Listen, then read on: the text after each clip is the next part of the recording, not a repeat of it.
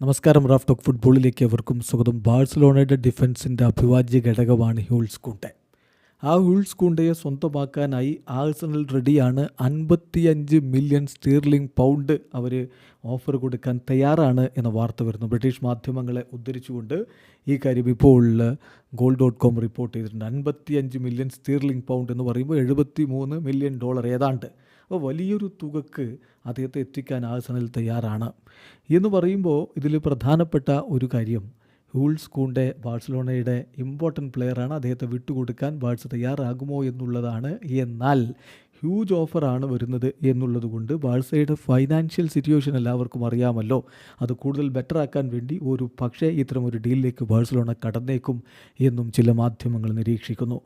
എന്തായാലും right back പൊസിഷനിൽ റെഗുലറായിട്ട് കളിക്കുന്ന ഹ്യൂൾസ് കുണ്ടയ്ക്ക് സെൻറ്റർ ബാക്ക് പൊസിഷനിൽ കളിക്കാനാണ് കൂടുതൽ താല്പര്യമെന്നുള്ളത് അദ്ദേഹം പലപ്പോഴും തുറന്നു പറഞ്ഞിട്ടുള്ള കാര്യമാണ്.